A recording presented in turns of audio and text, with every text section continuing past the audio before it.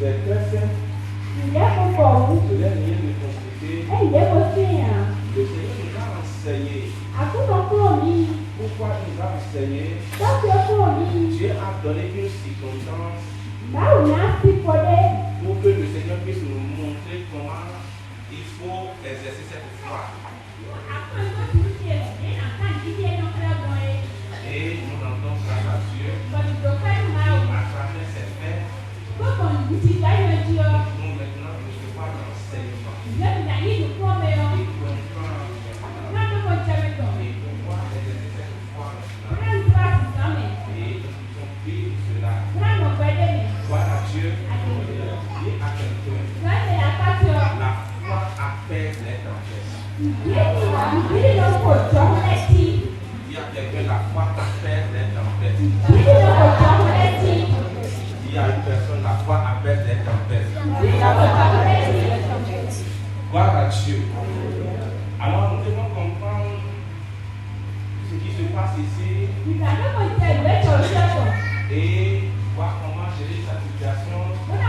Quelque chose peut arriver à tout le monde. Ça peut passer dans n'importe quel foyer, dans n'importe quelle activité, dans n'importe quelle boutique, dans n'importe quel atelier, dans n'importe quelle entreprise, dans n'importe quelle église, dans n'importe quel pays.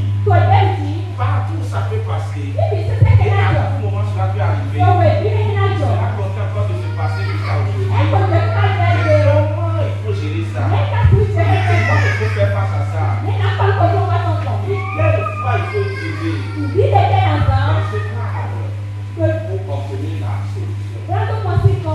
Chers frères et sœurs, nous devons remarquer deux choses très importantes au début de cet enseignement. La première chose, la Bible nous dit, ce même jour, le soir, Jésus leur dit, passons à notre bord.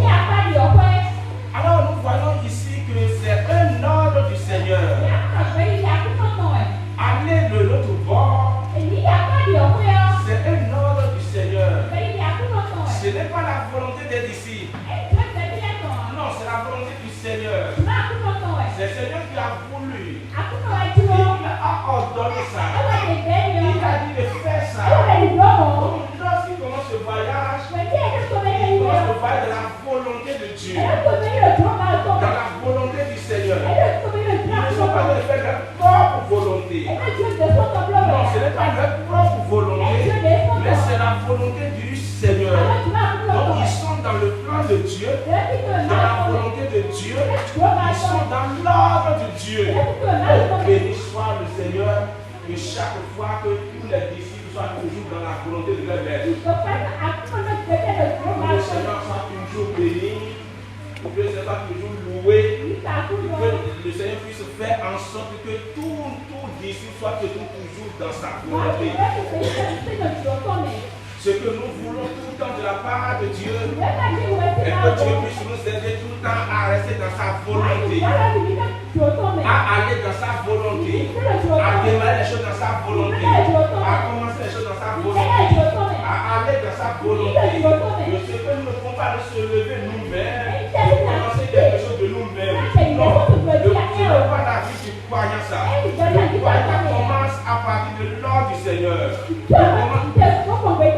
Le croyant commence une affaire à partir de l'ordre du Seigneur. Une activité à partir de l'ordre du Seigneur. Le croyant voyage sur l'ordre du Seigneur. Le croyant ne fait pas sa propre volonté.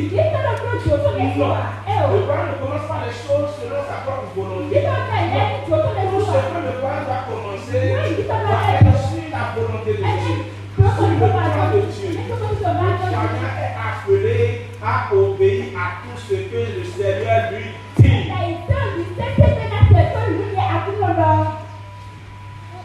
Tout ce que le Seigneur lui dit, le croyant est appelé à marcher dedans. Donc n'oubliez jamais la phrase de Marie. Faites tout ce que le Seigneur vous dira. Donc s'il dit allons de l'autre bord, allez simplement. S'il dit commence une affaire, commence l'affaire. Si tu commences le commerce, commence le commerce. Si tu ouvres la boutique, ouvre la boutique. Si tu ouvres l'atelier, ouvre l'atelier. Si tu vas l'évaluation, va l'évaluation. Si tu prêches, il faut prêcher. Si tu vas enseigner, il faut enseigner. Si tu lèves-toi, il faut se lever. Si tu dis allez, il faut aller. Il faut attendre toujours l'ordre du Seigneur. Et obéir toujours à tout ce que le Seigneur te dit. C'est notre secret. C'est la clé du poignard. C'est le secret du poignard de la réussite. Frère, tout ce que tu fais, est-ce que tu le fais sur la volonté du Seigneur? Sœur, tout ce que tu fais, est-ce que tu le fais sur l'ordre du Seigneur? Est-ce que tu agis en obéissant à la parole?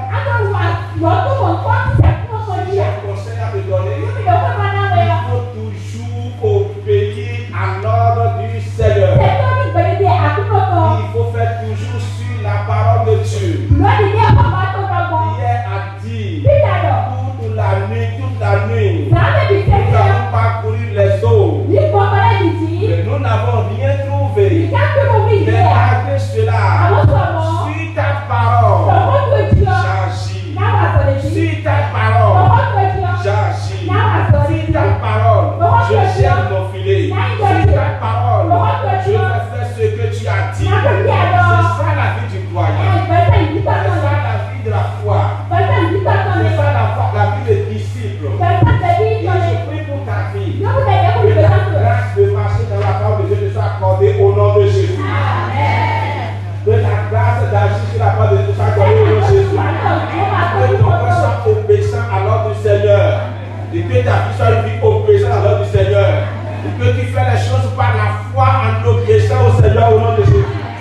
Tu iras toujours à de bonnes destinations. Tu iras toujours à de bonnes destinations. Parce que tu suis la volonté de Dieu. Tu es dans le plan de Dieu. Tu iras toujours à la fin au nom de Jésus. Ça marchera toujours au nom de Jésus. Tu auras toujours le succès au nom de Jésus. Puisque tu es dans la volonté de Dieu, toutes choses concourent à ton bien au nom de Jésus. Ça, c'est la première remarque dans ce texte.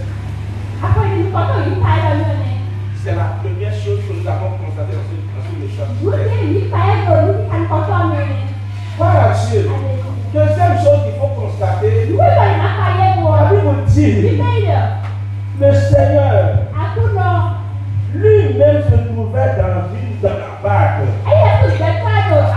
Après avoir renvoyé la foule, il l'amenait dans la barque où il se trouvait. Et il y avait aussi d'autres barques avec lui. Deuxième chose, nous avons constaté la présence du Seigneur dans la barque. La présence du Seigneur dans le voyage. Le Seigneur lui-même est présent. Et sa présence est le vacarme. Frère, lorsque tu invites le Seigneur dans tout ce que tu fais, il est toujours présent. Chaque fois que tu l'invites, alors que tu ne l'invites pas, mais si tu l'invites, il est présent. Il est toujours là. Il est toujours avec toi. Tu ne vois rien. Tu ne dois pas voir quelque chose de son âme. Mais il est là. Malgré que tu ne vois rien, il est là. Il est présent. C'est pourquoi nous l'invitons toutes les fois. Nous l'invitons pour nos affaires. Dans nos circonstances. Dans nos voyages. Dans nos affaires. Dans tout ce que nous faisons. Nous l'invitons. Quand nous l'invitons, sa présence est toujours là. Et autre chose, frère, lorsqu'on est dans la volonté de Dieu, Dieu est toujours avec soi. Lorsqu'on est dans le plan de Dieu, Dieu est toujours avec soi. Lorsqu'on est en train de faire ce que Dieu a ordonné, lorsque Dieu a donné, l'ordre que Dieu a donné, si tu es en train de faire l'ordre de Dieu,